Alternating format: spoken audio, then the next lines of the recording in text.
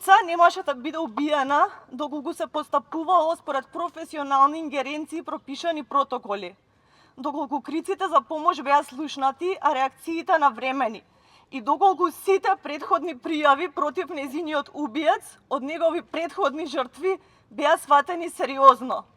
Каде се тие пријави? Постапил ли некој по нив или се дозволило листата на жртви да расте? Бараме оставки на одговорните службени лица и покренување дисциплински постапки против полицајци, обвинители, судии и центри за социјална работа, кои не постапиле по пријавите за насилство и закани во овој и слични случаи. Бараме формирање независна истрага за институционалните пропусти во случајот.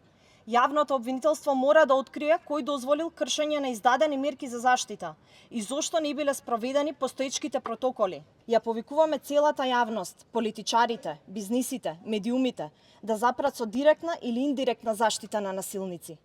Користењето на лични врски, другарски релации, социјален капитал и општествена мок за избегнување на вина мора да престане. Оно што денеска ме натера да дојдам денеска тука се зачестените фемициди кои што ни се случуваат во последно време, а најмногу непостапувањето на институциите, особено кон Росица, а секако и кон Рамајан. Мислам дека некако се подзаборави тој случај, особено кога се работи за жени ромки кои што се жртви, се изложени дополнително на ризик од насилство, меѓутоа секако изостанува не само превенцијата, туку и постапувањето на институциите.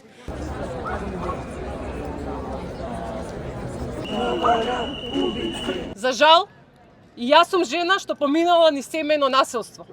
Јас знам како изгледа стравот, знам како изгледа бегството и молкот. До кога?